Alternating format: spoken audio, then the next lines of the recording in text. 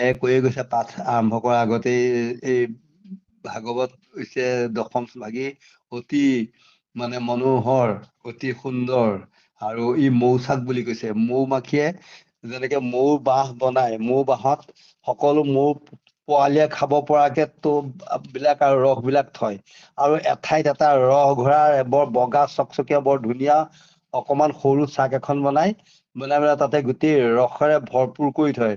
তাত কোনো মানে কণী পৰা পোৱালি থকা একো নাই, খালি ৰস ঘৰা বুলি কয়। ভাগৱতৰ ৰস ঘৰা হৈছে এই আমাৰ দশম স্কন্ধ ভাগৱত। দশম স্কন্ধ ভাগৱততে ভগৱন্ত কৃষ্ণ, যিজন সমস্তৰে উপাস্য দেৱতা, সমস্ত বেদৰ শিৰোমণি, সমস্ত দেৱৰ শিৰোমণি, সমস্ত জগতৰ প্ৰাণ, জগতৰ মানে যিজন সমস্ত অনন্ত কোটি অধিকাৰী, সেই কৃষ্ণদেৱৰ সমস্ত গুণযশ এই মানে দশম স্কন্ধত ভাগৱতত আছে। আৰু সেই দশম স্কন্ধৰে ভিতৰত অতি মৌচাক, অতি সুন্দৰ গোপী উদ্ধৱ সংবাদ। গোপী সকল এনেই ভকত, তাতে উদ্ধৱো মহাভকত, গোটেই ভকতে ভকতে কাঠে কাঠে পৰিছে। ভকততো ভকতি দানেকৰ গুৰু দ্বাৰা তনয় অধিক। এই ভকতৰ মানে গোপীসকলৰ মহাভক্তি দেখি, আৰু সেই উদ্ধৱে বুজি পাওক ভক্তি কি বস্তু, আৰু উদ্ধৱক সমস্ত ভকতৰ যে যিমান বিলাক যে গোপীসকল মহাভকত, সেই ভকতৰ ওচৰলৈ ভগৱন্তই কৃপা কৰি দূত হিচাপে, মহামন্ত্ৰী হিচাপে, পাৰিষদ হিচাপে উদ্ধৱক পঠিয়াই দিছিলে। আৰু উদ্ধৱে গোপীসকলৰ ওচৰত সমস্ত ভক্তিৰ তত্ত্ব দেখি তেওঁলোকে পুত্ৰ ভাৰ্যা মানে নিজৰ সতি সন্ততি গৃহ কৰ্ম সকলো ত্যাগ কৰি পেলাই কেৱল কৃষ্ণৰ গুঞ্জক মানে বৃন্দাবনে মানে ফুৰি ভগৱন্তৰ গুঞ্জক কৃষ্ণতে সমস্ত অৰ্পিলে। আৰু এই কৃষ্ণ গুঞ্জক গাই ফুৰা মহামাতৃসকলক তেওঁ দেখা পালে, আৰু সেইকাৰণে তেওঁলোকক বন্দনা কৰিছে। উদ্ধৱে বন্দিলে গোপীৰ ধূলি, তাকো মূঢ়জনে নিন্দাকি বুলি। সেই গোপীসকলৰ ধূলি তেওঁ শিৰত লৈছে, আৰু সেই গোপীসকল মহামাতৃসকলৰ দেখি তেওঁ কান্দিছে। যে উদ্ধৱে দেখিলে যে অতি মানে অতি মানে মহাভকত, তাতে আকৌ নিজৰ পিতৃ মাতৃ নন্দ আৰু যশোদাৰ যি ভক্তি, নন্দ যশোদাৰ লগত কৃষ্ণদেৱৰ মানে গুঞ্জক আৰু কৃষ্ণৰ চৰিত্ৰ গোটেইখিনি আলাপ আলোচনা কৰোতে ৰাতিপুৱাই গৈছে উদ্ধৱে আমিও সেইডোখৰ অকমান ব্যাখ্যাত কৰি গলো। তাৰপিছত এইখিনি চলি আছে। এতিয়া সম্পূৰ্ণ কৈ নাহিলেও হব, কাৰণ উদ্ধৱৰ বিষয়ে সমস্ত জানিলে। উদ্ধৱ কেনেকে আহিছিল, কিয় আহিছিলে, আৰু সেই ৰাতিপুৱাই ৰথখন দেখাৰ লগে লগেই গোপীসকলে কৈছিলে যে কোন অকুৰ আহি পেলাই কোৰ স্বভাৱৰ আহি পেলাই তেওঁ আমাৰ কৃষ্ণক লৈ গলগে। আৰু এতিয়া হেৰি হল, এই কংসক বধ কৰিবৰ কাৰণে নিছিলে। কংসক বধ কৰাৰ পিছত তেওঁ ঘূৰি আহিব লাগিছিল, নাহিলে। এইবাৰ কংসৰ পিণ্ড দিবৰ কাৰণে, আমাৰ গাৰ মাংস কাটি নিবৰ কাৰণে অকুৰ আকৌ আহিছে নেকি বুলি ভাবিছিল। আকৌ উদ্ধৱ যে আহিছে, উদ্ধৱক মানে কৃষ্ণই পঠাইছে, তেওঁৰ পৰিৱৰ্তে তেওঁলোকৰ লগত মানে সহবাস কৰি কাম কেলি কৰিবৰ কাৰণেহে উদ্ধৱক পঠাইছে নেকি। গোপীসকলে সেই বুলিও ভাবি পেলাই উদ্ধৱৰ পৰীক্ষা লৈছিল বহুতবাৰ। আৰু তেওঁ মধুকৰ বুলিও কৈছিলে, মৌ মাখিয়ে যেনেকৈ ফুলৰ ৰস খাই এৰি থৈ যায়, আৰু তুমিও তেনেকৈ বুলি কৈছিলে। কিন্তু যেতিয়া আকৌ নন্দ লগত যশোদাৰ লগত যেতিয়া কৃষ্ণই কৃষ্ণৰ গুণদশৰ বিষয়ে উদ্ধৱৰ আগত কৈছে, উদ্ধৱক ওচৰত মকমকি কান্দি পেলাই যশোদাই কৃষ্ণৰ গুণ বৰ্ণাই কান্দাৰ কাৰণে তেতিয়া উদ্ধৱে প্ৰবোধ দিছে, সান্তনা দিছে যে তোমালোকে বহুত ভাগ্যৱান, তোমালোকৰ নিচিনা মহাভাগ্যৱান আৰু নাই। তোমালোকে বহু জনমৰ পুণ্যৰ ফলত ভগৱন্তৰ কৃষ্ণক নিজৰ পুত্ৰৰূপে পালা, পুত্ৰৰূপে পালন কৰিলা। এনেকুৱা নিদৰ্শন ক'তো নাই। তোমালোকৰ সমান মহাভাগ্যৱান আৰু নাই। জগতৰ ঈশ্বৰক কোনেও ধ্যানত যোগীয়ে দেখা নাপায়, তেনেকুৱা কৃষ্ণক তোমালোকে পুত্ৰৰূপে পালা। আৰু পাই পেলাই তেওঁ যে জগতৰ ঈশ্বৰ, তোমালোকে নিজৰ পুত্ৰ বুলি ভাবি পেলাইহে হেৰি কৰি আছা। কিন্তু তেওঁ তোমালোকৰ পুত্ৰ নহয়, তেওঁ জগতৰ স্বামী। হেনবা বুলিবা কৃষ্ণ হয়, আচৰিত জন্ম কৰ্ম তানো মনুষ্যৰ নহয়। তেওঁ মনুষ্য হৈ পেলাই জন্ম গ্ৰহণ কৰিছে, হয়। তেওঁ কিন্তু মনুষ্যটো নহয়, মনুষ্যৰ চেষ্টা, মনুষ্যৰ ভাও দিছে তেওঁ। ইটো শংকা কদাচিতো নানিবা মনত শুনিক ইটো কথা ৰূপৰ মহত। তেওঁ কৃষ্ণৰ ৰূপৰ মহত্বৰ কথা শুনাচোন হে যশোধা মাতৃ, হে পিতৃ নন্দ, তোমালোকে শুনা। এহি কৃষ্ণ ৰূপৰ বাৰেক যিটো নৰে, অন্তকালে খনিতক মাত্ৰ মনে স্মৰে। এই কৃষ্ণৰ ৰূপৰ কথাটো ভগৱন্তক যি ৰূপ চিন্তা কৰি অন্তকালে মৃত্যুৰ সময়ত তেওঁক ভগৱন্তক স্মৰণ কৰি পেলাই যিসকলে নিজৰ জীৱ যায়, যিসকলে মানে দেহত্যাগ কৰে, সেই সকলৰ মহিমাৰ কথা শুনা। এতেকে সমস্তে তাকো এৰৈ কৰ্ম বন্ধে, পৰম বৈষ্ণৱ জ্ঞান পাৱৈ অপ্ৰবন্ধে। সেইসকলৰ লগে লগে কৰ্মবন্ধৰ পৰা বান্ধ খাই থকা কৰ্মবন্ধ এৰাই যায়। কাৰণ সকলো জীৱবিলাকেই পৃথিৱীলৈ অহাৰ লগে লগে কৰ্মবন্ধত বান্ধ খাই থাকে। সেই কৰ্মবন্ধ এৰাবলৈ শকতি নাই। সাধুৰ সংগত, ভকতৰ কৃপাত আৰু ভগৱন্তৰ কৰোণা হলে আৰু শাস্ত্ৰৰ মাধ্যমেদি মানুহবিলাকে বা ভকতসকলে কৰ্মবন্ধ ত্যাগ কৰিব পাৰে, কৰ্মবন্ধৰ পৰা বান্ধোন ছিগিব পাৰে। কাৰণ উদ্ধৱক সম্বন্ধী মাতন্ত কৃষ্ণে পাছে, কৰ্ম বন্ধ এৰাইবে প্ৰবন্ধ যাৰ আছে। বৈষ্ণৱৰ সংগ সিটো লৈব প্ৰথমত, মোহৰ চৰিত্ৰ শুনি বেক ভকতত। মৰ নাম কীৰ্তন কৰিব সৰ্বক্ষণে, হৃদয়ত মোৰ ৰূপ চিন্তিব যতনে। শুনিও উদ্ধৱ আবে একান্ত ভকতি, কৰিব অভ্যাস তুমি থিৰ কৰি মতি। উদ্ধৱৰ আগত কৃষ্ণদেৱে কৈছিলে কৰ্মবন্ধ এৰাবলৈ কেনেকে পাৰিব। কাৰণ কৰ্মবন্ধত যিজন দাৰুক আহিছিল, ৰথ খণ্ডৰ যুদ্ধত যিখন ৰথ দেৱ সমাজে পঠাইছিলে, সেই ৰথখনত 4টা ঘোঁৰা আছিলে, শৈব্য, সুগ্ৰীৱ আৰু মেঘপুষ্প বলাহ। আৰু সেই ঘোঁৰা 4টাৰ সৈতে বৰ তীব্ৰবেগী, বৰ মহিমামন্ত এখন ৰথ আহিছিল।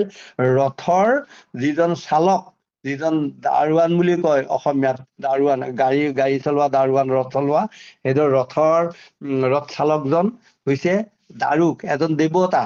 সেই দেৱতাজনো পৃথিৱীলৈ অহাৰ লগে লগে কৰ্মবন্ধত বান্ধ খাইছিলে।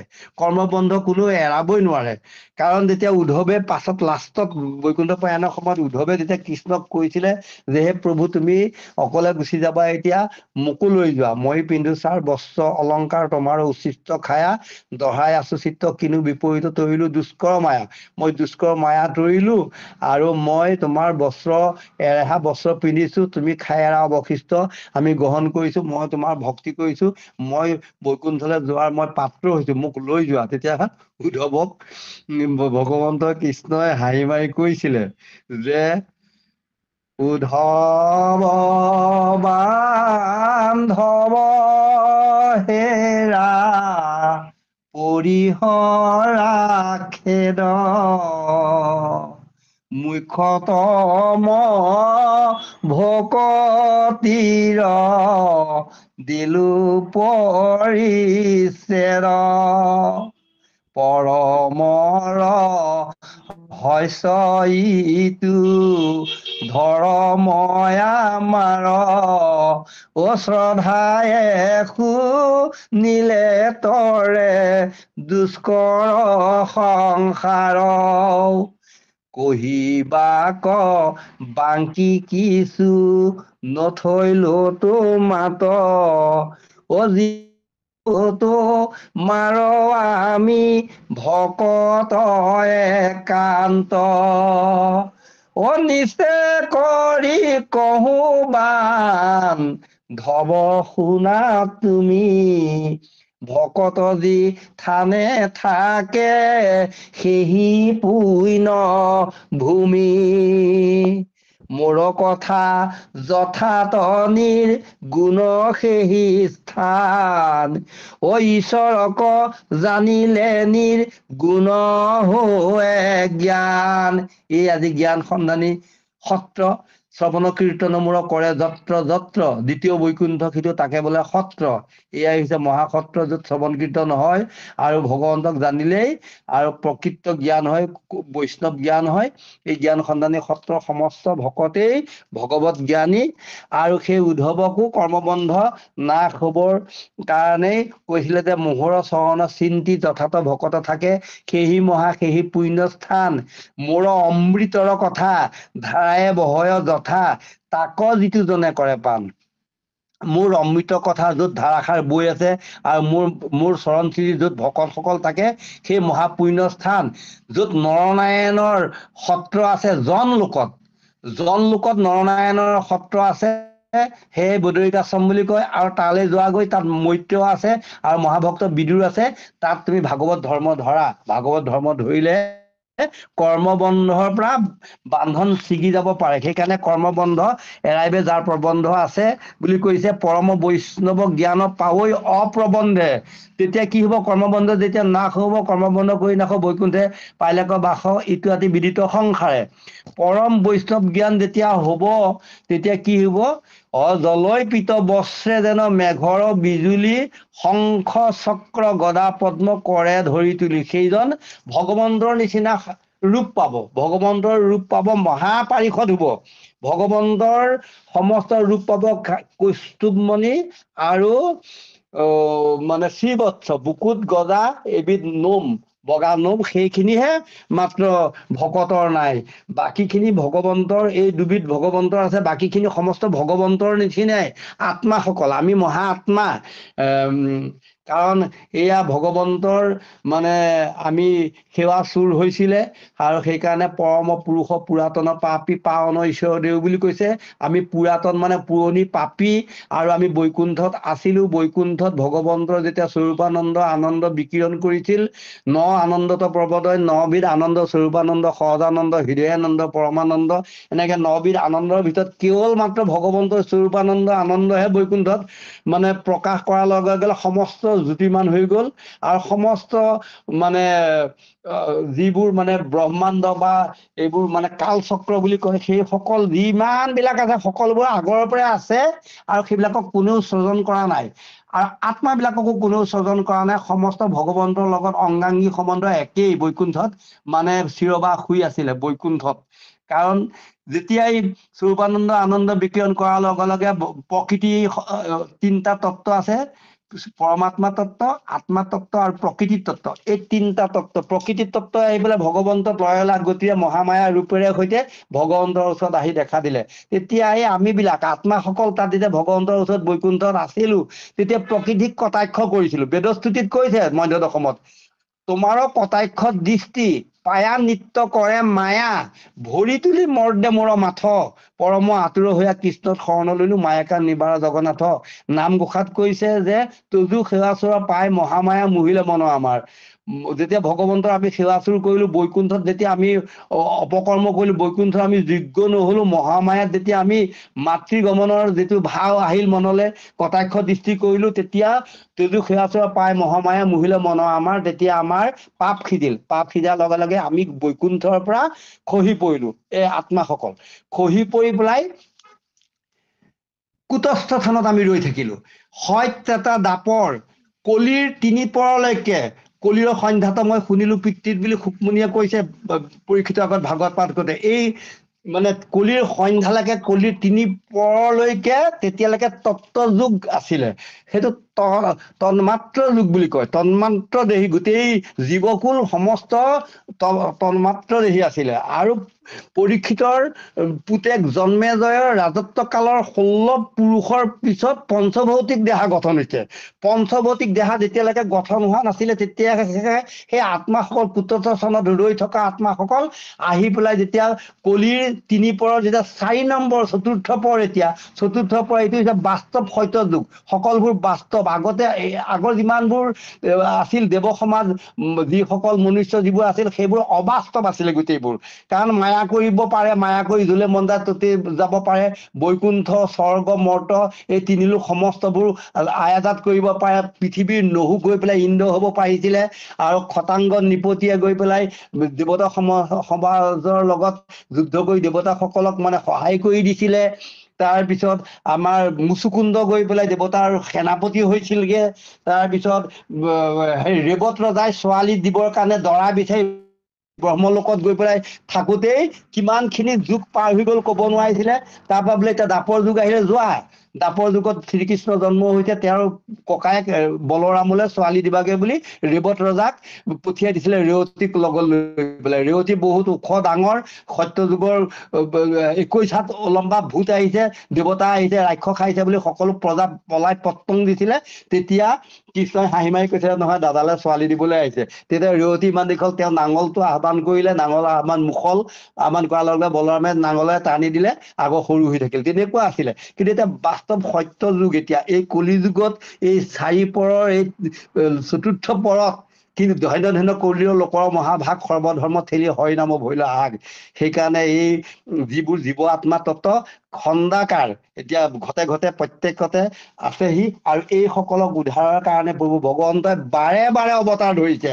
সেইকাৰণে পৰম দুৰ্বোধ নামঘোষাত কৈছে, পৰম দুৰ্বোধ আত্মাতত্ব তাৰ জ্ঞানৰ অৰ্থে হৰি যত লীলা অৱতাৰ ধৰা তুমি কৃপাময়।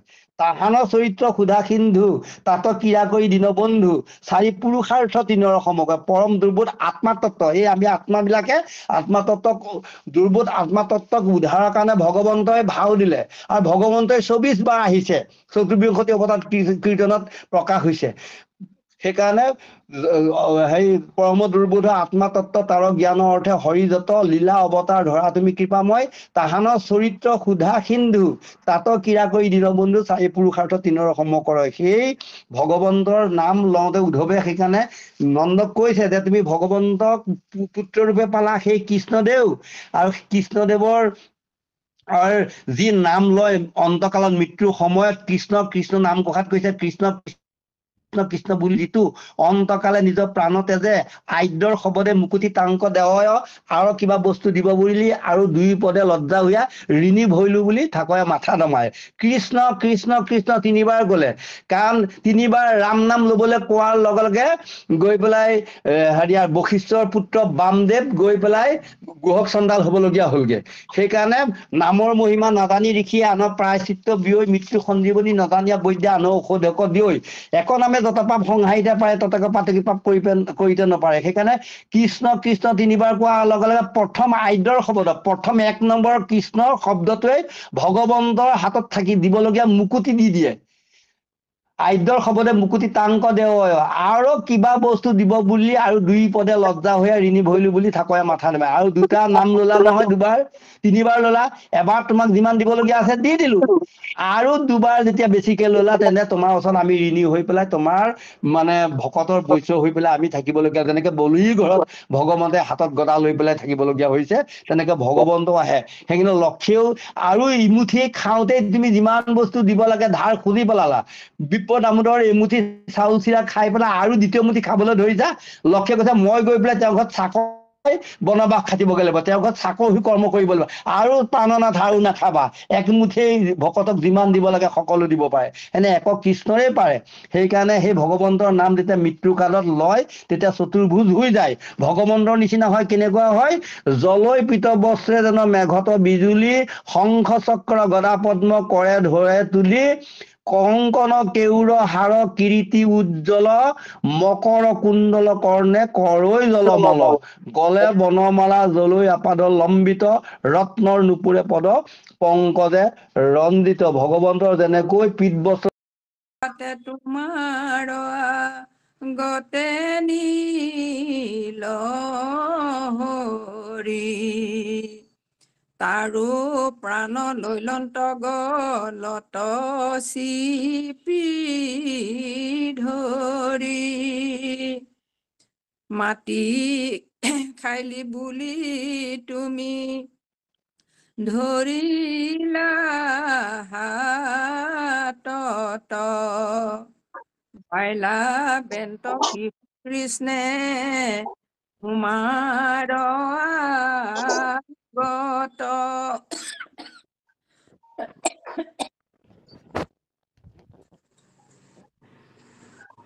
কৃষ্ণ কৃষ্ণ।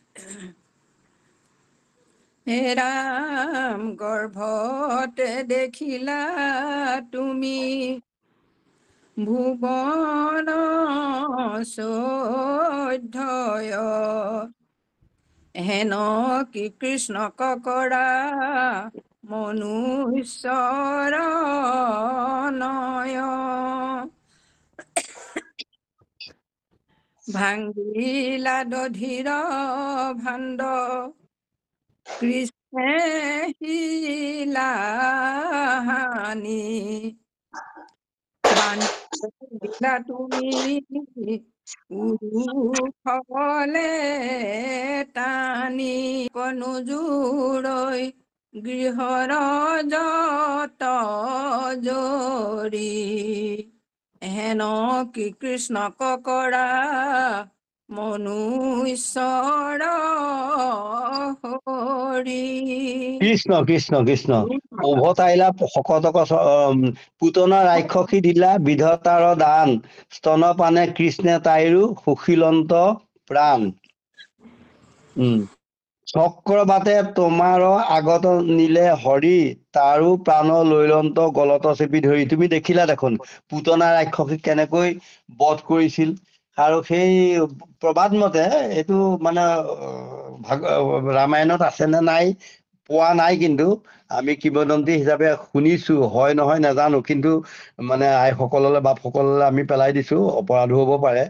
মানে কৈকেয়ী দেৱীয়ে যেতিয়া মানে দশৰথৰ মাতৃ কৈকেয়ীয়ে দশৰথৰ আইগৰাকী গৃহিণী কৈকেয়ী, কৌশলা কৈকেয়ী আৰু সুমিত্ৰা, সেই কৈকেয়ীয়ে বৰ ল'ব বিচাৰিছিল। তেওঁ কৈকেয়ী মানে ৰাক্ষসনী আছিল, ৰাক্ষস দেশৰ। আৰু তেওঁ মানে দশৰথৰ যেতিয়া যুদ্ধ কৰি পেলাই তেওঁ ঘাঁ ফুৰ হৈ পেলাই মানে শৰৰ আঘাতত এটা ডাঙৰ ঘাঁ হৈছিলে, আৰু সেই ঘাঁটোকে তেওঁ মুখৰে সৈতে একেবাৰে চুপি পেলাই গোটেই তেজপুত সোপা খাই পেলাই দশৰথক মানে উপশম কৰিছিল, মানে আৰোগ্য কৰিছিল বেমাৰৰ মানে বিষৰ যন্ত্ৰণাৰ পৰা।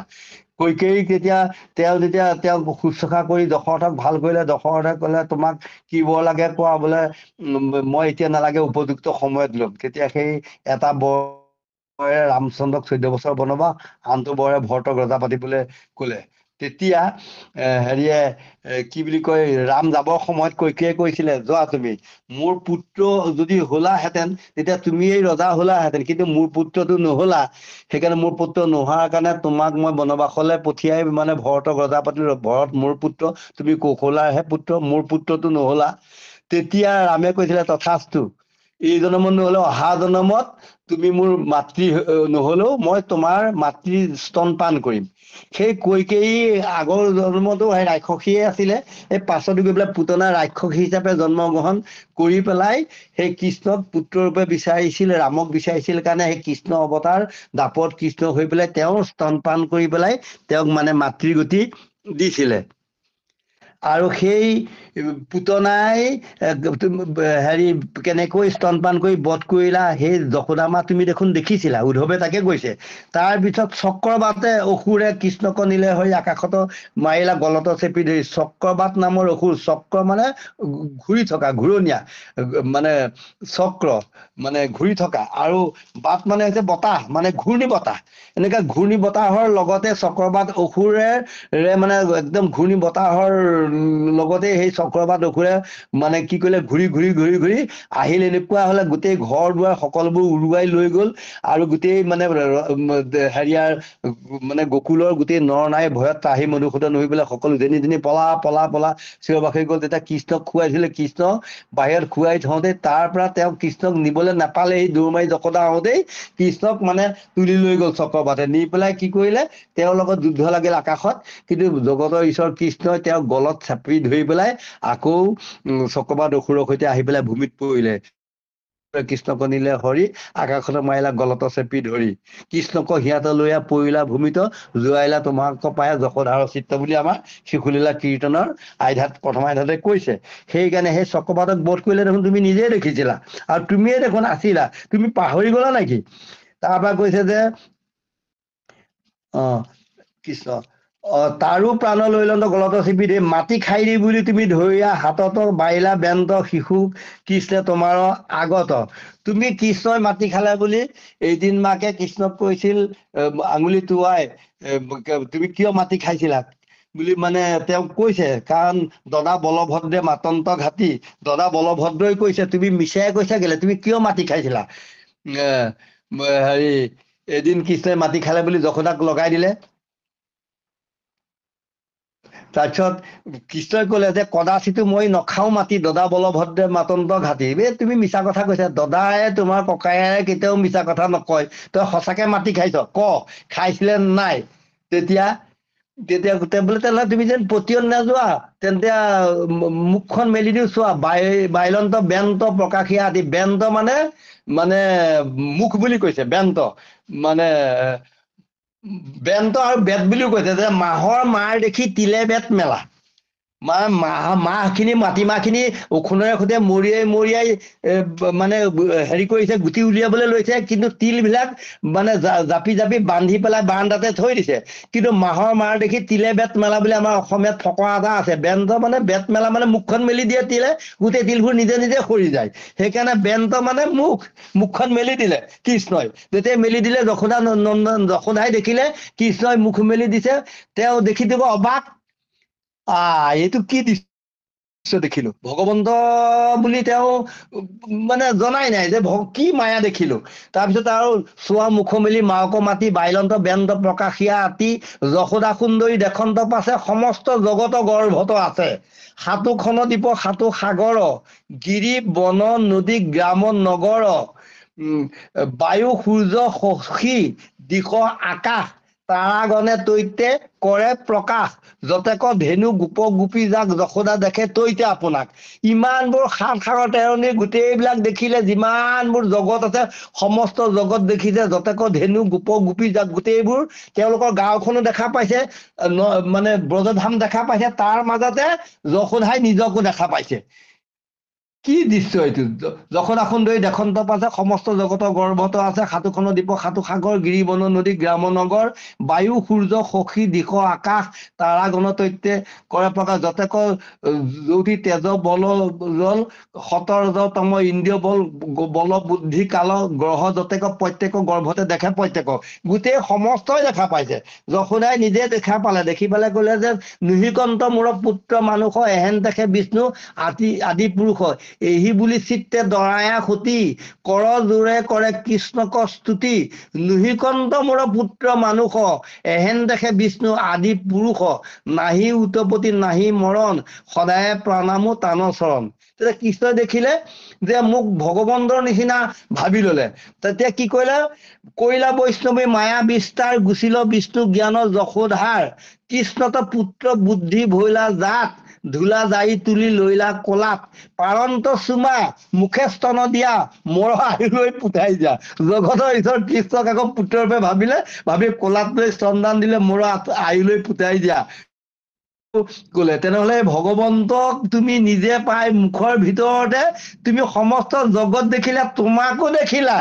কাৰণ তুমি জগজীৱ, আমাৰ যে দৰ্শন শাস্ত্ৰ বুলি কয় যে তুমি জগজীৱ, তোমাক পুজিলে মিলে আপোনাতে যায়, যেন মুখ শ্ৰীক প্ৰতিবিম্ব মুখে দেখৈ দৰ্পণতে চাই। আমি ভাগৱতত নিজকে দেখা পাওঁ, নিজে ভাগৱতত দেখা পাওঁ, আৰু ভাগৱতত গোটেই সমস্ত মানে জগতৰ গুণমাধ্যে আছে শৰীৰতে, সমস্ত জগতখন আমাৰ শৰীৰতে আছে, সমস্ত বস্তুবোৰ তেনেকৈ যশোদাই দেখা পালে। সেইকাৰণে কৈছে তুমি জগজীৱ, তোমাক পুজিলে মিলে আপোনাতে যায়, যেনে মুখ শ্ৰীক প্ৰতিবিম্ব মুখে দেখৈ দৰ্পণত চাই। উদ্ধৱে কৈছে তুমি পাহৰি গলা, তুমি দেখোন জগতৰ ঈশ্বৰক তেওঁৰ মুখৰ ভিতৰত তোমাকো দেখা পালা আইনাত দেখা দি, আকৌ তুমি পুত্ৰৰূপে কিয় ভাবি আছা বাৰু?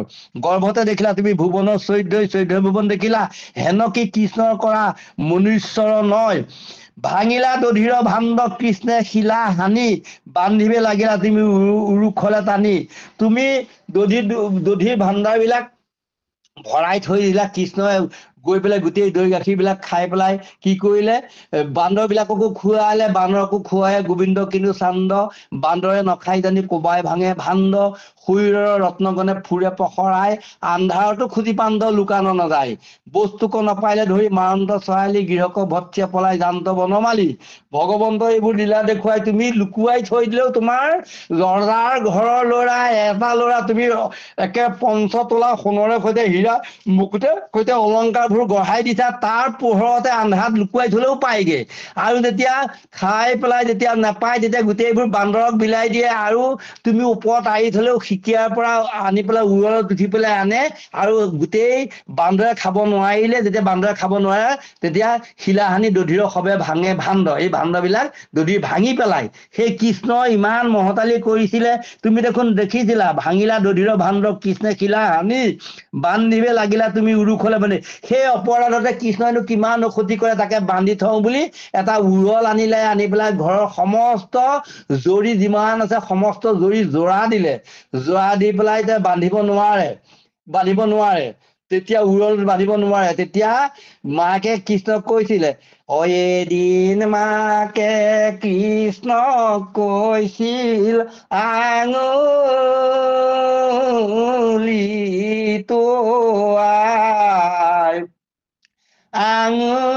আঙুলিটো আই নকৰিবা চুৰ বাচা কৰিব নাপায় মা তুমি নামাৰিবা নাখাওঁ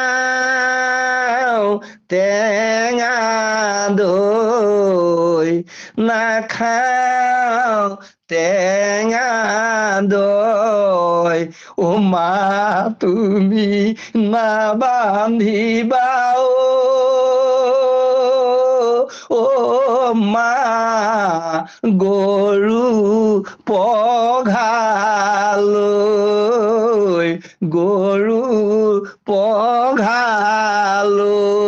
যিমান পঘা ৰচি আছিল সমস্ত আনি পেলাই বান্ধিব নোৱাৰে যশোদা ঘামি জামি একেবাৰে শ্ৰান্ত হৈছে তেতিয়া মাতৃৰ দুখ দেখি ঘামি জামি যেতিয়া মাতৃয়ে ক'লে কৃষ্ণ মই আৰু নোৱাৰো যিমান ৰচি আছে সমস্ত ৰচি আনিলো তোমাক বান্ধিব বিচাৰিলো নাই পৰা আনি মোৰ চাদৰো জোৰা দিছো মোৰ চাদৰেও জোৰা দিওঁতে বান্ধিব পৰা নাই যেতিয়া চাদৰখন আনি বান্ধিবলৈ ললে কৃষ্ণক তেতিয়া ভগৱন্ত নিজে কৃষ্ণই বান্ধ খালে আৰু সেই বান্ধ খোৱা উৰলত বান্ধ খোৱা সেই নলকুবেৰ য'ত নাৰদৰ অভিশাপত তেওঁলোকে নলকুবেৰে মানে এটা সৰোবৰত মানে নাঙত হৈ পেলাই জলকেলি কৰি গা ধুই আছিলে তেতিয়া নাৰদে অভিশাপ দিছিলে যে তোমালোকে কৈলাশত থাকি পেলাইও ভগৱন্তৰ ওচৰত থাকি ইমান তোমালোকে অত্যাচাৰী হৈছে আৰু তোমালোকে এনেকেনো গা ধোৱা নে আৰু এনেকুৱা কৰ্ম কৰা নে সেইকাৰণে অভিশাপ দিলে যে তোমালোকে গছ ৰুই থাকাগে তেতিয়া প্ৰভুক আমাক উপায় দিয়া তেতিয়া যা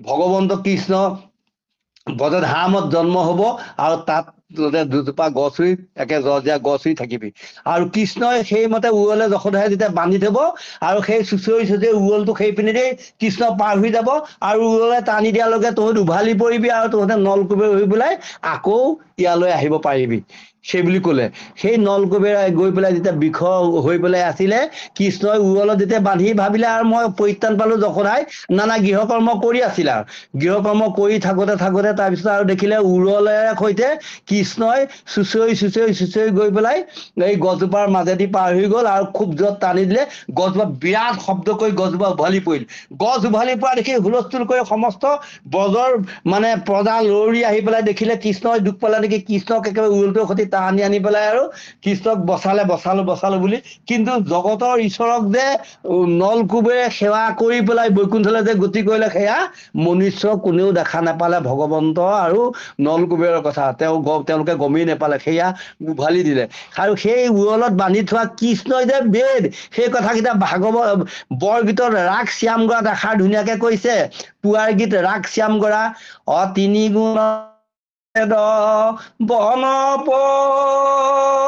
পৰিহৰা গোৱালিৰ ঘৰে গয়া ব্ৰহ্মচিনী ধৰা ৰাম উৰুখলে বান্ধি যাৰে থৈয়া আছে টানি সুহি বেদ শিৰো ৰত্ন অৰ্থ ভজা জানি মহাপুৰুষে কৈছে যে তিনি গুণময় বেদ বন পৰিহৰা গোৱালিৰ ঘৰে গয়া ব্ৰহ্মচিনী ধৰা নন্দ গোৱালিয়ে লনো দধি চুৰ কৰি খাইছে বুলি যিজনক উৰলে কংকালে আতি বান্ধি থৈছে সুহি বেদ শিৰো ৰত্ন অৰ্থ ভজা জানি সেইজনেই বেদ, সেইজনেই ক্ষীৰৰত্ন, সেইজনকে ভজা বুলি কৈছে। সেই জগতৰ ঈশ্বৰক তুমি বান্ধিছিলা, তুমি পাহৰি গলা যশোদা মা। সামৰিব হলে কব আইসকল। কৃষ্ণ এ ৰাম কি কৈছে, মেৰাই বাক নোজোৰে গৃহৰ যত জৰি, হেনকি কৃষ্ণক কৰা মুনীশ্বৰ হৈ। এনে ভগৱন্তক তুমি মানুহৰ ঠাইত ভাবি পেলাই, তোমাৰ পুত্ৰ বোলে ভাবি পেলাই কান্দি কাটি ব্যাকুল হৈ আছা। হে মা যশোদা, তুমি গম পোৱা নাই ইমানবোৰ লীলা দেখি পেলাই তুমি পাহৰিছা নেকি? এটি এটি লীলা উদ্ধৱে আকৌ মনত পেলাই পেলাই যশোদাক সোঁৱৰাই আছে। কৃষ্ণ আই যাবনে, সামৰিবনে, হৈছেনে সময়? আপোনাৰ সবে কব। তিলুৱাই পাঠ যাওক। কৃষ্ণ কৃষ্ণ কৃষ্ণ কৃষ্ণ কৃষ্ণ হে ৰাম উভাৰিলা অৰ্জুনক টানি উৰুখল কালি কদমিয়া হৰদ কৰিলা নিৰ্মল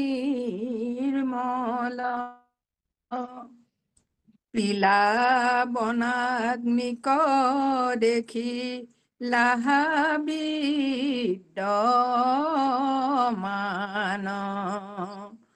অঘবক বৎসৰু লীলায়ে লৈলা প্ৰাণ। হে ৰাম সাত বৰি হৰ শিশু আতি আৰম্বৰে, গিৰি গোবৰ্ধনক কৰিলা ধলা বাম কৰে। ঘোৰ বৃষ্টি বাটত ৰাখিলা গোপপুৰ, কৰিলন্ত লীলায়ে ইন্দ্ৰৰো দৰ্প চুৰ। কৃষ্ণ কৃষ্ণ উভাইলা অৰ্জুনক টানি উৰুখল, কালিক দমিলা হ্ৰদ কৰিলা নিৰ্মল। কালিন্দী যমুনা বুলি কয়, কালিন্দী হ্ৰদ। এই যমুনাৰে এটা অংশ মানে এফালে মানে ঘকতা হৈ পেলাই থাকিলে, আৰু সেইখিনিকে মানে হ্ৰদ আছিলে মানে কালিন্দী যমুনাৰ পাৰতে। সেই কালিন্দী যমুনাৰ হ্ৰদতে মানে গৰুবিলাকে মানে পানী খাবলৈ যাওঁতেই গোটেই গৰুবিলাক মানে বিষ লাগি পেলাই মৰি গৈছিলে। আনকি গোটেই চৰাই চিৰিকটি আকাশ মাৰ্গেদিনো চৰাই যায়, সেই চৰাইবিলাকো আহি পেলাই বিষৰ জ্বালাত ধাত ধাত আহি পেলাই পৰি যায়হি। আৰু সেই কালিন্দী যমুনাৰ পানী একেবাৰে মানে গোটেই বিষৰে ভৰ্তি, মানে গোটেই বিষৰে মানে তাত মানে কোনেও মানে খাব নোৱাৰা, চুব নোৱাৰা, তাৰ বিষৰ জ্বালা বহুত দূৰলৈকে গৈছিলে। পাৰলৈতো যাবৰ কাৰো সাধ্যই নাই। তাৰে সেইবিলাকে গৈ পেলাই কালিন্দী হ্ৰদত পানী খাবলৈ গ'ল। পানী খাই পিয়াহত পানী খাই গোটেই গৰুবিলাক পৰি মৰি আছে। আৰু গোটেই মানে গোপ বালক বিলাক যিমানবোৰ কৃষ্ণৰ লগৰীয়া বিলাক, কুমুদাক্ষ পুষ্পদন্ত বিচক্ষণ জয়, জয়ন্তা গৰুনন্দ সুনন্দ বিজয়, স্তোক কৃষ্ণ দেৱপ্ৰস্থ সুবল সুদাম, ঋষভ বিশাল বৌৰ্থৱ বসুদাম, এই গোপ বালকসকল যেতিয়া কালিন্দী যমুনাৰ পানী খালে, বিষ লগা পানী খাই গোটেইবোৰ যেতিয়া মৰি পৰি আছে, তেতিয়া জগতৰ ঈশ্বৰ কৃষ্ণ আহি দেখিলে দেখোন কি কথা। তেতিয়া সকলোবোৰ চাই চিতি গম পালে যে ইয়াত এটা ডাঙৰ কালি হ্ৰদ আছে, কালি নাগ আছে, সৰ্প, ডাঙৰ সৰ্প, আৰু গোটেই পোৱালীৰ সৈতে আছে। কাৰণ হেৰিয়াৰ ভয়ত, গৰুডৰ ভয়ত আহি পেলাই তাত লুকাই আছে। আৰু গৰুডৰ লগত মানে সৰ্পৰ বৈৰী গৰুডৰ লগত মানে কদ্ৰু আৰু বিনতা দুগৰাকী মাতৃ। কদ্ৰুৰ হৈছিলে সাপ বিলাক, বিনতাৰ হৈছিলে অৰুণ আৰু গৰুণ্ড। কাশ্যপ মুনিৰ দুগৰাকী ভাৰ্যা, এগৰাকীৰ নাম কদ্ৰু, এগৰাকীৰ নাম বিনতা, আৰু এগৰাকীৰ নাম দিতি, এগৰাকীৰ নাম উদিতি, তেনেকে কেইবাগৰাকী ভাৰ্যা আছিলে।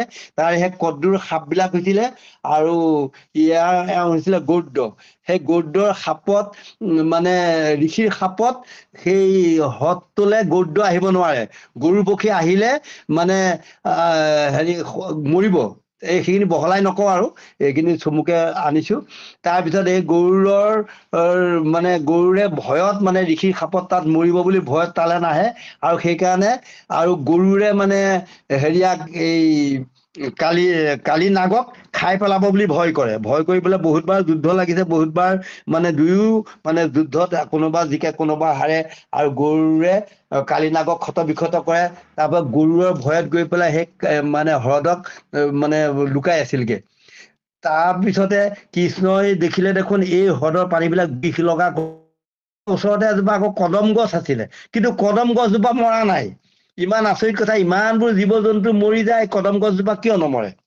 তেতিয়া কদম গছজোপা নমৰাৰ কাৰণ হ'ল সেই গৰুদ্ৰই অমৃত আনি পেলাই কদ্ৰুৰ আৰু বিনতাৰ মানে কদ্ৰুৱে কি কৰিছিলে, এইখিনি বহুত ডাঙৰ কাহিনী। কদ্ৰু আৰু বিনতাৰ দুই বাই মানে সতিনী কাজিয়া লাগিছিলে যে উচ্চৈঃস্ৰৱা ঘোঁৰা বগা নে ক'লা।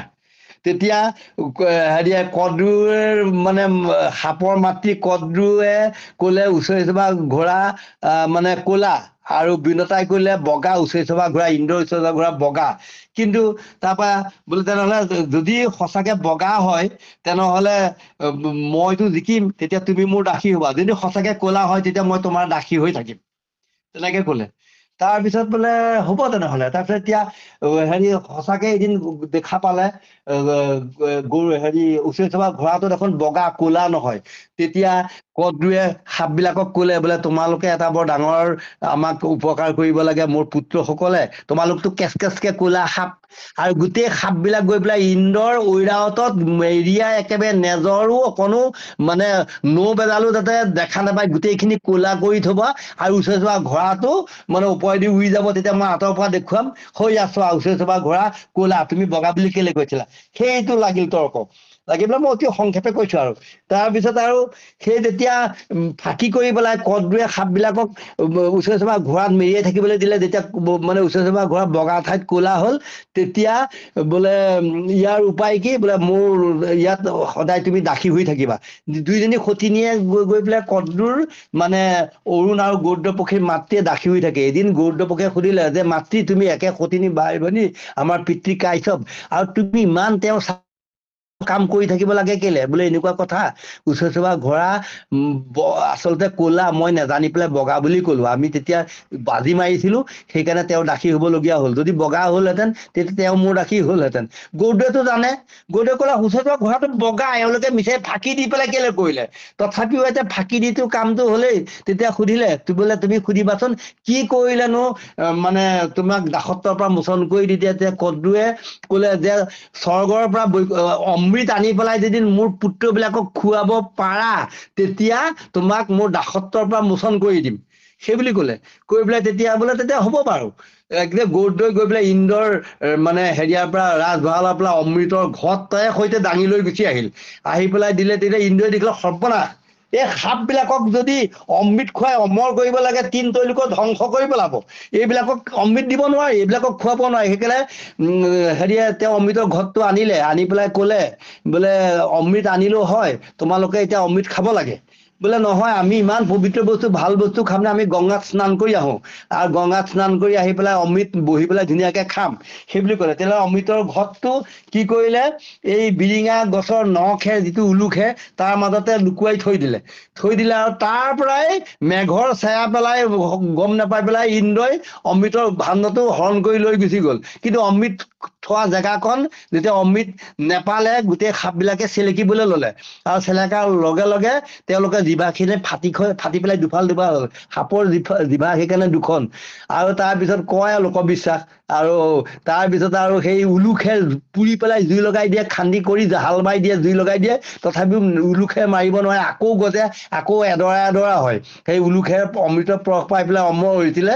আৰু বোলে তোমালোকক যেতিয়া অমৃত আনি দিলো, তোমালোকে নাখাই পেলাই গা ধুবলৈ গুচি গ'লা, কোনে চুৰ কৰি নিলে নাজানো, মোৰ মাতৃক কিন্তু মুকলি কৰি দিব লাগিব। মাকক দাসত্বৰ পৰা মোচন কৰি দিলে, আৰু সেই অমৃতৰ ঘট আনি পেলাই গৌদ্ৰ পক্ষীয়ে সেই কদমজোপাতে অকণমান জীয়াইছিল কাৰণে সেই গছজোপা অমৃতৰ পৰশ পাই পেলাই নমৰে, আৰু তাৰ পৰা মদিৰা ওলায়। সেই মদিৰাৰ পৰাই মানে সকলো অমৃত ওলাই থাকে।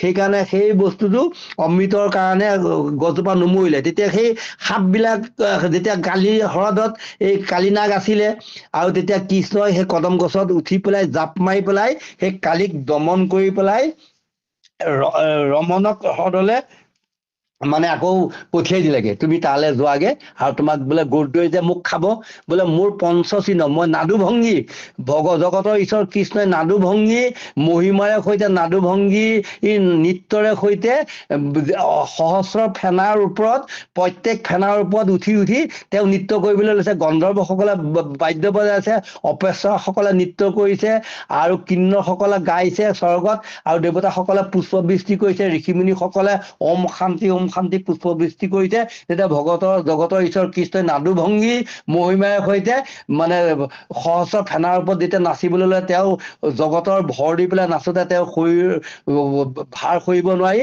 তেজে মুখে একেবাৰে নাকেদি তেজ ওলাই, মুখেদি গোটেই কালীহ্ৰদৰ পানী ৰঙা হৈছিলে। তেতিয়া কোচত কেঁচুৱাবিলাক লৈ মূৰত কেঁচুৱাবিলাক শিশুবিলাকক লৈ তেখেতৰ কালীৰ মানে পত্নীসকলে আহি পেলাই আঞ্চল ফাটি জগতৰ ঈশ্বৰ কৃষ্ণক বুজি পালে, জগতৰ ঈশ্বৰ তুমি আমাৰ স্বামীক দান দিয়া, আমি স্বামী নহলে আমাৰ প্ৰাণ নসহে, তুমি মানে শৰণাগতক ৰক্ষা কৰা বুলি কোৱাৰ পাছতে কৃষ্ণই কালীক নেমাৰিলে, আৰু নেমাৰি পেলাই ৰম্যক হ্ৰদলৈ, আকৌ ৰমণক হ্ৰদলৈ, ৰম্যক নহয় ৰমণক হ্ৰদলৈ পঠাই দিলে, আৰু সেই হ্ৰদ নিকালিলে। আৰু যেতিয়া কৃষ্ণক কালি সাপে খালে বুলি গৈ পেলাই গোপ বালকসকলে যশোদাক গৈ ক'লে, যশোদাই কান্দি কাটি আহি পেলাই দুৰ্গাকো পুজিলে বলি বিধানে। তেওঁ সেইখিনি সময়তে দুৰ্গাক পূজা কৰিছে বলি বিধানৰ সৈতে, আৰু জগতৰ ঈশ্বৰ কৃষ্ণ যাতে পৰিত্ৰাণ পায়। তেতিয়া বলৰামে কৈছে নহয়, লাম্ফ মাৰি কালিক নাগক মানে নিকালি পেলাই জগতৰ ঈশ্বৰ কৃষ্ণ, মোৰ ভাতৃ কৃষ্ণ ওলাই আহিব, তোমালোকে চিন্তা কৰিব, চাই থাকা। তাৰপিছত সেইখিনি নানা লীলা কৰি পেলাই কালিক দমন কৰি পেলাই জগতৰ ঈশ্বৰে তোমাক দেখোন দেখুৱালে, তুমি তথাপিও পাহৰি গৈছা। আই যশোদা, তুমি এইখিনি কথা কিয় নাজানা? পিলা বনাগ্নিক দেখিলাহা বিদ্যমান, যেতিয়া বনত জুই লাগিছিল, কাকবাহে ঘৰণি খাই পেলাই যেতিয়া বনাগ্নিৰ সৈতে জুই লাগি পেলাই গোটেই বন ধ্বংস কৰিবলৈ বিচাৰিছিল, তেতিয়া কৃষ্ণই দেখোন বনৰ অগ্নিখিনি পান কৰিছিলে। তুমি দেখোন গম পোৱাই, অঘবক বৎসৰো লীলায়ে লৈলা প্ৰাণ, সাত বৰিশৰ শিশু আতি আৰম্ভৰে গিৰি গোবৰ্ধন ধৰিলা বাম কৰে। মানে অঘবক কোবলয় ধেনুক কেশী কংস নাকি বনমালী, গোপী পিন পৰিধৰ ঘড়ীখন চঞ্চল কৰ যুগ শালী, শাৰদ ইন্দু সাধন বন্ধু মধুৰ মূৰ্তি মূৰ নাখি, বৃন্দা বিপিন বিহাৰ বিশাৰদ শাৰদ ইন্দু পৰ কাশী। সেই জগতৰ ঈশ্বৰ কৃষ্ণই 16টা অসুৰক বধ কৰিছিলে, 16টা অসুৰক বধ কৰিছিলে, 16টা বিকাৰ আৰু কলিৰ 16টা পৰিয়াল, এইবিলাক মানে তাৰ পৰা বুজাইছে যে এইসকলক বধ কৰি পেলাই আত্মাক উদ্ধাৰ কৰিব পাৰিব। আৰু সেই 16 নিষল্লকে আদি কৰি কোবলয় হস্তিকে আদি কৰি গোটেইবিলাকক বধ কৰি বসুদেৱ আত্মাক বন্দী কৰি থৈছিলে। বন্দী কৰা আত্মাক মানে ভগৱন্ত কৃষ্ণই মানে উদ্ধাৰ কৰিছে। সেই 16টা বিকাৰ মানে ভগৱন্তৰ নাম ল'বৰ হলে, ভগৱন্তক পাব হলে, আত্মা দৰ্শন হবৰ কাৰণে অনব বিনান্তৰে আপোনাক চিনিলে নাহি ভিন্ন ভিনী, আপোনাৰ মূৰ্তি ৰূপ যিজনে জানিবা সেইজনে ভকতি পায়, তেবে তাৰ লোভ মোহ মায়া দূৰ হয়, কৃষ্ণৰ সেই আতৰতি তেবে সেবাৰ হয়। নৱবিনা বিনান্তৰে আপোনাক চিনিলে নাহিকে ভিন্ন ভিনী। নিজক চিনি পাব লাগিব, আত্মা কোন, মই কেলে আহিছিলো, আৰু মই কিয় আহিছিলো, মই কলে যাম, মোৰ উদ্দেশ্য কি। সেইকাৰণে আপোনাক চিনিলে নাহিকে ভিন্ন ভিনী, আপোনাৰ মূৰ্তি ৰূপ যিজনে জানয়, আত্মাৰ ৰূপটো যি জানিবা সেইজনে ভকতি পায়। নিজক চিনি পালেহে, নিজ নাম যে ৰাম, কাৰণ জানা শ্ৰীৰাম নাম নিজ সমস্ত শাস্ত্ৰৰ মূল বীজ সঞ্জীৱনী পাই, যাৰ মনে প্ৰৱেশ হয়, যদি হলাহল পান কৰে প্ৰলয় বহনিত যদি পৰে, মৃত্যুৰ মুখত প্ৰৱেশিলে নাহি ভয়।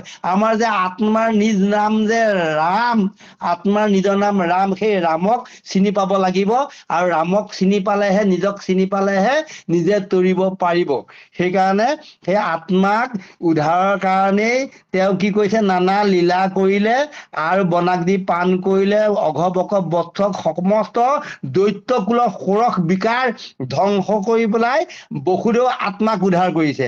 সাত বৰিশৰ শিশু আতি আৰম্ভৰে গিৰি গোবৰ্ধন ধৰিলা বাম কৰে, 7 দিন 7 ৰাতি যেতিয়া মেঘে বৰষুণ দিলে, আপদৰ কালতে হৰিয়ে ৰাখিলে,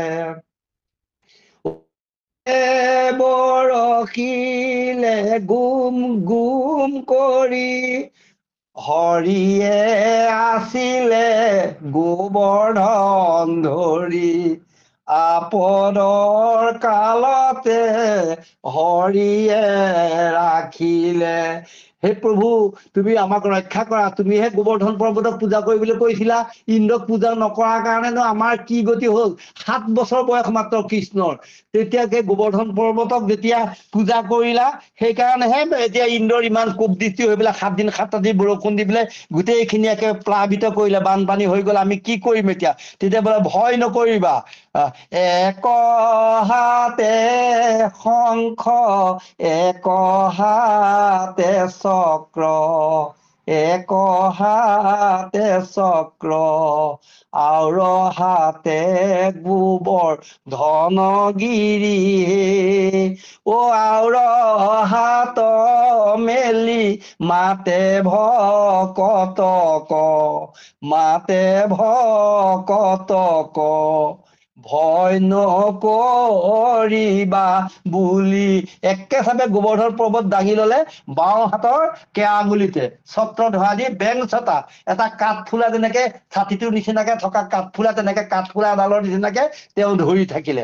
তেতিয়া ইন্দ্ৰই দেখিলে যে ই কি দৃশ্য, ইমানখিনি পানী হৈছে, ইমান হোৱাৰ পিছতো গকুলৰ প্ৰজাসকলৰ একো হোৱা নাই। দেখিলে গোবৰ্ধন পৰ্বতটো দাঙি লোৱাৰ লগে লগে বৃহৎ এটা গাঁত হ'ল, তাত গৰুকে আদি কৰি পেলাই যিমানবোৰ ৰাজ্যৰ আছিলে সমস্ত আহি পেলাই তাত মানে নিৰাপদে আছে। দেখিলে তেতিয়া কামধেনুৰ সৈতে মানে সুৰভিৰ সৈতে ইন্দ্ৰই আহি পেলাই সুৰভিৰ গাখীৰেৰে সৈতে ইন্দ্ৰই কৃষ্ণক গা ধুৱাই পেলাই গৌৰ ইন্দ্ৰ পাতিল।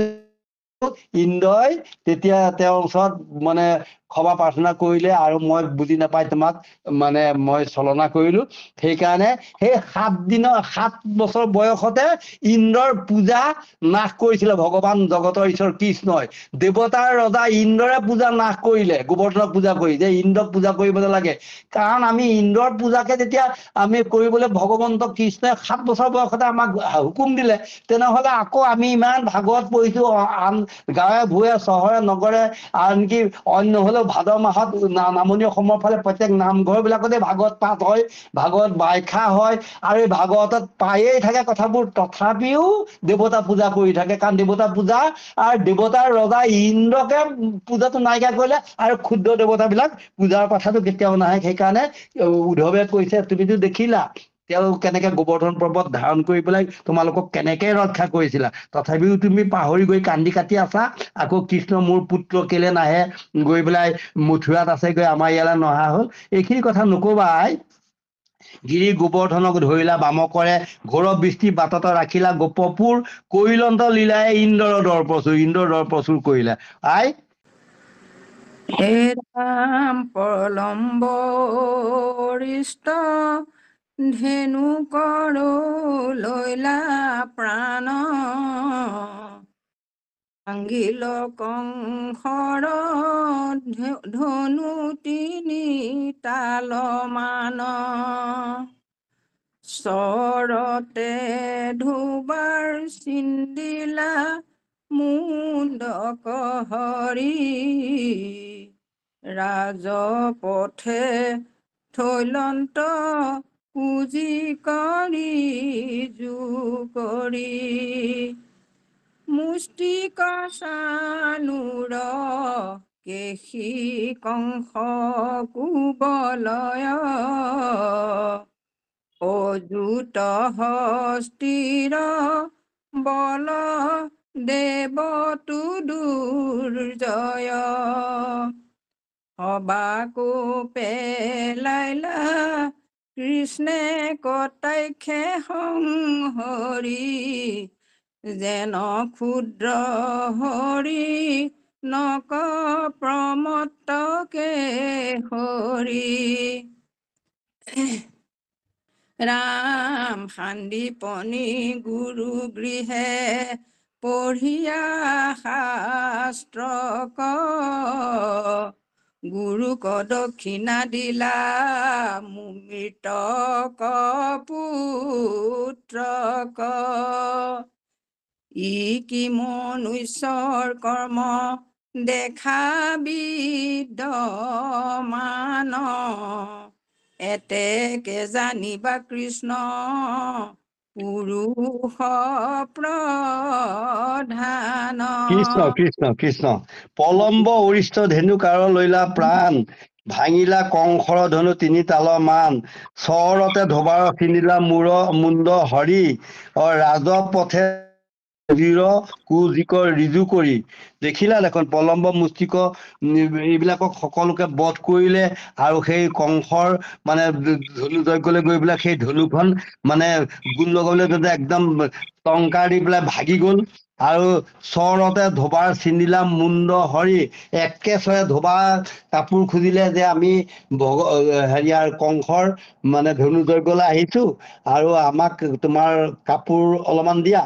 তেতিয়া বোলে তহঁতে ইমান লাজ নাপাও গোৱালৰ ল'ৰা আৰু গোটেই সোপা গৰখীয়া ল'ৰা আহিছ গৰু চৰোৱা গৰখীয়া ল'ৰাই এইবোৰ কাপোৰ পিন্ধি পেলাই আহিছ লেতেৰা মলিয়ন কাপোৰ পিন্ধি আহিছিলি কেলে ধনু যজ্ঞলৈ কংসৰ ৰাজ্যলৈ আৰু ইমান লেতেৰা কাপোৰ পিন্ধি আহে নেকি আৰু তহঁতক কেতিয়াও এইবোৰ কাপোৰ নিদিও তহঁতে ইমান মৰসা ক'ত পালি ৰজাৰ কাপোৰ ৰজাই আজি এই কাপোৰ পিন্ধি পেলাই সেই ধনু যজ্ঞত আজি তেওঁ থাকিব আৰু তহঁতে মানে মোৰ কাপোৰ ৰজাৰ কাপোৰ খুজিবলৈ লাজ নাপাওনে এইবোৰ অনেক বহুল বচন বুলিলে আৰু আগৰ জন্মত খং আছেই নহয় ৰাম অৱতাৰত ৰজত ধোবা আছিলে আৰু বোলে হেৰিয়াৰ কি বুলি কয় হেৰিয়া ৰাৱণে সীতাক হৰি লৈ গৈছিলে আৰু ৰাৱণে সীতাক মানে সতীত্বও ধ্বংস কৰিলে নেকি আৰু সেই সীতাক আহি পেলাই আকৌ হেৰিয়ে মানে ৰামে গ্ৰহণ কৰিলে মই ৰাম নহয় তোক মানে খেদাই দিছিলে গিৰিয়েকৰ লগত সদায় কাজিয়া লাগি পেলাই গুচি গ'ল শহুৰেকে মানে সেই কইনাৰ ভাৰ্জাৰ মাকে বাপেকে আকৌ ৰজত ধোবাক সধাবলৈ আহিছে বোলে তুমি তাই যি দুখ কৰিলে আৰু তুমি মানে তাইক গ্ৰহণ কৰা আৰু আগলে এনেকুৱা তোমাৰ লগত কাজিয়া পেচাল নকৰে বোলে নহয় মই ৰাম নহয় লোকে খাই পেলোৱা কুঁহিয়াৰ চোবাটোকে আকৌ মই বুটলি খাম আৰু ৰাৱণে সীতাক হৰি লৈ যোৱাৰ পিছত আকৌ মানে ৰামে গ্ৰহণ কৰিছে মই ৰাম নহয় কিন্তু ৰামে বেগ ধৰি মানে ৰাম ৰাজ্য বুলি যে কয় কোনোবা দুখত আছে নেকি আৰু কোনোবাই মানে কষ্ট পাইছে নেকি আৰু কোনোবা অসুখ বিসুখত ভুগিছে নেকি আৰু আমি যে ভালকে ৰাজ্য পালন কৰিব পৰা নাই আমাৰ বিষয়ে কোনোবাই ৰটনা ৰটিছে নেকি এইবিলাক মানে হেৰি কৰিবৰ কাৰণে তেওঁ নিজে ছদ্মবেশেৰে সৈতে ৰাজ্যত ঘূৰিছিলে শুনিলে যে মই ৰাম নহয় মই সীতাক গ্ৰহণ কৰাৰ কাৰণে মানে প্ৰজাই ভাল চকুৰে চোৱা নাই প্ৰজাই হিন্দী চকুৰে দিছে আনকি ধোবাটোৱে এনেকে কথা কয় সেইকাৰণে মানে সীতাক বনত এৰিবলগীয়া হ'ল সেই আগৰ সেই ধোবাটোৱেই আগৰ সেই ৰজত ধোবাই পাছত ধোবা হৈ পেলাই কংসক কাপোৰ দিবলৈ আছে একেচৰে আগৰ খং আছেই কৃষ্ণই একেচৰে তাৰ ধোবাৰ মূৰটো ছিঙি পেলালে আৰু পেলাই কি কৰিলে গোটেই কাপোৰ কানিবোৰ নিজেও ভাল পিন্ধিলে ৰামকৃষ্ণই আৰু লগৰ লগৰীয়াবিলাককো পিন্ধাই পেলাই ধনু যজ্ঞলৈ গ'ল তুমিতো নন্দ কৈছা তুমিতো লগতে গৈছিলা এইবোৰ কথা দেখিছিলা দেখোন তুমিতো ধনু যজ্ঞলৈ কৃষ্ণৰ লগত গৈছিলা যাতে তুমি দেখা এইবিলাক কথা তুমি পাহৰি গলা নেকি তুমি কিয় ইমান মানে একেবাৰে আবেগিক হৈছা নাপায় নহয় আবেগিক হব তুমি দেখোন জগতৰ ঈশ্বৰৰ লীলাবোৰ তুমি দেখি পেলাই পাহৰি গৈছা আৰু কৃষ্ণ তাৰ পাছতে গল কুজি গল চন্দন পিন্ধাবলৈ গল চন্দন পিন্ধাবলৈ গল কৃষ্ণৰ পৰশ পাই কুজি হৈ ৰিন্ধি বাই 16 বছৰীয়া হ'ল 16 বছৰীয়া হ'ল দুভাইকো চন্দন দিও আজি তোৰ হৈবে কইলা ন আশী শুনিয়া সৰিন্ধি হাঁহিয়া বলয় মইতো কংসৰায়ৰ দাসী ভোজন নিপতিৰ আতি পিতি কৰ মোহৰ চন্দন মাত্ৰ তোৰা দুই বিনে ইটো চন্দনৰ আছে আউৰ কোনো পাত্ৰ সুকুমাৰৰ ৰূপ দেখি মোহ ভৈল কৃষ্ণৰ সুৰস মাতে দো ভাইৰো শৰীৰ চন্দনে ৰঞ্জিল যুৱতী আপোন হাতে যুৱতীয়ে কৃষ্ণ ইমান সুকুমাৰ ইমান সুন্দৰ শ্যাম তনু পীতবস্ত্ৰৰ হাৰি জগতৰ ঈশ্বৰ ভগৱন্ত বুলি জনা নাই ইমান সুন্দৰ সুকুমাল ৰূপ দেখি পেলাই তেতিয়া কৃষ্ণই কি কৰিলে কৃষ্ণৰ গাত নিজ হাতে চন্দন পিন্ধাই দিলে যেতিয়া পিন্ধাই দিলে তেতিয়া ভগৱন্তই কি কৰিলে দুভাইৰ চন্দনে ৰঞ্জিলা যুৱতী আপোনাৰ হাতে এতেকে প্ৰসন্ন ভৈলা ভগৱন্ত যিটো ভকতৰ গতি কৰিলন্ত মতি ইটো কুবু জাকৰ ৰিজু কৰিবৰ প্ৰতি তাইৰ দুই ভৰি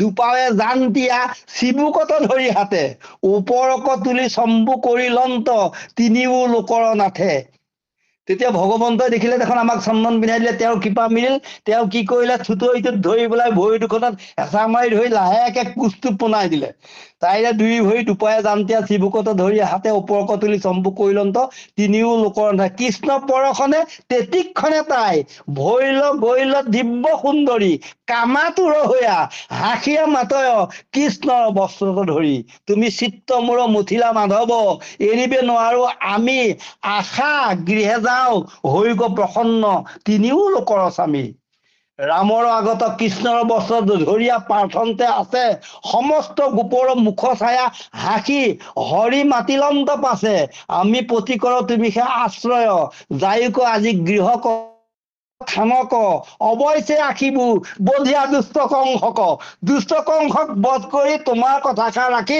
তোমাৰ গৃহত মই ৰাতি থাকি যাম সেই সৰিন্ধি কুজি তুমি অকণো দুখ নকৰিবা সেই কুজিক দেখোন মানে পোন কৰি দিছিলা তুমি দেখোন নিজে দেখিছিলা আৰু মুষ্টিৰ চানুৰ কেশী কংস কুবল হয় উদুত হস্তিৰ বল দেৱতো দুৰ্জয় সবাকো পেলাইলা কৃষ্ণে কটাই খে সংহৰি যেন ক্ষুদ্ৰ হৰিণক প্ৰমত্ৰ কেশৰী মানে সিংহৰ আন এটা নাম হৈছে কেশৰী কেক থাকে কাৰণে সিংহই যেনেকৈ হৰিণক ক্ষুদ্ৰ হৰিণক যেনেকৈ প্ৰমত্ৰ সিংহই যেনেকৈ বধ কৰে তেনেকৈ সিংহ সদৃশ ভগৱন্তৰ সেইকাৰণে কি কৰিছিলে কানাই বৰে সৰু কংকালতি দম্বৰু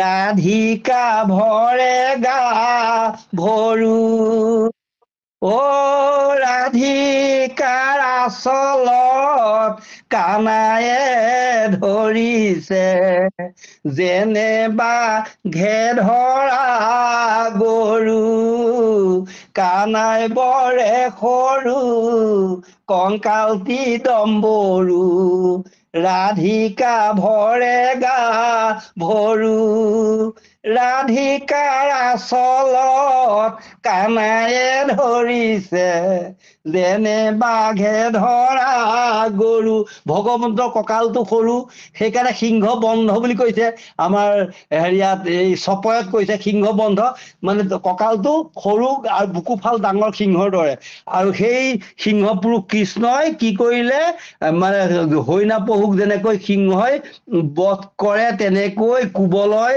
হাতীটোক বধ কৰিলে কেশী আদি যিমানবোৰ চানুৰ মুষ্টি মৰ্দনম যিমানবোৰ কংসৰ যিমানবিলাক মাল আছিলে গোটেই মালবিলাক 5টা মাল বধ কৰিছে 5টা মালক বধ কৰি পেলাই আকৌ মানে হেৰিয়াৰ কংসক জাপ মাৰি পেলাই উঠি কংস চাঙত উঠি কংসক বধ কৰিছে তোমালোকে নিজে দেখিছা দেখি পেলাই তেওঁ পুৰুষ প্ৰধান বুলি কৈছে তাৰপিছত কৈছে যে ইকি মনুষ্যৰ কৰ্ম দেখা বিদ্যমান এতেকে জানিবা কৃষ্ণ পুৰুষ প্ৰধান তেওঁ পুৰুষ প্ৰধান পুৰুষ আৰু তুমি জানিলা শান্তিপনী গুৰুৰ গৃহত পঢ়া শুনা কৰিলে 64 দিনত 64 কলাবিদ্যা 64খন শাস্ত্ৰ ভগৱন্ত কৃষ্ণই পঢ়িলে ভগৱন্ত 64 কলাৰ লোক কাৰণ 32 বিধ হৈছে মানে তেওঁৰ অলংকাৰ আৰু 32টা হৈছে কলা গুণ 32 প্লাছ 32 32 64 কলাৰ নায়ক কৃষ্ণ 64 কলাৰ অধিনায়ক কৃষ্ণ আৰু 64 দিনত 64খন শাস্ত্ৰ শান্তিপনী মুনিৰ ঘৰত সমস্ত পঢ়ি পেলাই তেওঁ পাৰ্গত হৈছিলে আৰু সেই পাৰ্গত হোৱা যিমানবিলাক গীতাত কৃষ্ণই কৈছে এই সমস্ত শান্তিমণি মুনিৰ ঘৰত পোৱা শাস্ত্ৰ আপুনি নিৰ্মিলা শাস্ত্ৰ তাকো পঢ়া হুয়া ছাত্ৰ ইমানবিলাক শাস্ত্ৰ তাৰ ভিতৰত গীতাখন কৈছে মানে একাদশখন যদিও 108খন হেৰি উপনিষদৰ সাৰ হৈছে গীতা গীতাখনত ঈশ কেন কেক প্ৰশ্ন মুণ্ডক মাণ্ডক্য ঐতেৰ্য তৈতেৰ্য শ্বেতচত্ৰৰ বৃহদাৰণ্যক আৰু চান্দক্য এই একাদশখন উপনিষদৰ মূল হৈছে গীতাখন শাস্ত্ৰ আৰু গীতাত একাদশখন উপনিষদৰ সাৰ আছে সেইকাৰণে নামঘোষাত কৈছে সকলো উপনিষদৰ ধেনু দুগ্ধ বৈল তাৰ নন্দসূত বৎস বৈল কুন্তিসূত ধনঞ্জয় আৰু দুগ্ধ বৈল মহাগীতা মিত্ৰ কৃষ্ণৰ চৰণে দিয়া চিত্ত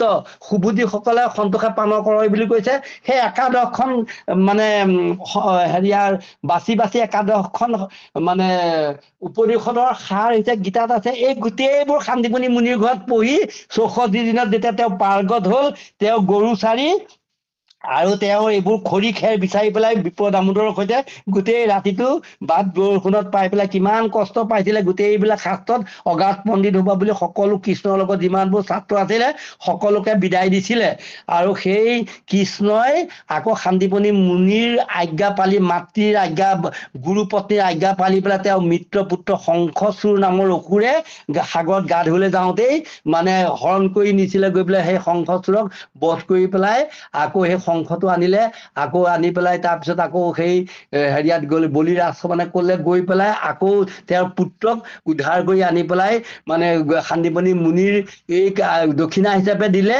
আৰু তুমি দেখোন সকলোবোৰ জানি পেলাই তুমি কিয় বাৰু ইমান খেদ কৰি পুত্ৰ পুত্ৰ বুলি ভাবি আছা তেওঁ পুত্ৰ নহয় তেওঁ জগতৰ ঈশ্বৰ তুমি তেওঁক মানে পুত্ৰ ৰূপে নহয় মানে আত্মা ৰূপে চিন্তা কৰা আৰু তেওঁৰ যিবোৰ লীলা চৰিত্ৰ কৈছে সেই লীলা অৱতাৰবিলাক তুমি সদায় মনত কথন মথন কৰি তেওঁৰ গুণ কীৰ্তন কৰি থাকা সেইবুলি মানে উপদেশ দিছে আমাৰ উদ্ধৱ মহাপ্ৰভুৱে সেয়াই আমাৰ হৈছে আৰু এতিয়া সময় হৈছে চাগে আমাৰ পূৰ্ব সমস্ত আই সমস্তই কি কয় সামৰিবলৈ কয় নেকি হয় দোহাৰি দিয়ক তিলুৱাই দোহাৰি দিয়ক আপুনি কৃষ্ণ কৃষ্ণ কৃষ্ণ কৃষ্ণ কৃষ্ণ কৃষ্ণ এ ৰাম শান্তিপনি গুৰু গৃহে পঢ়িয়া শাস্ত্ৰ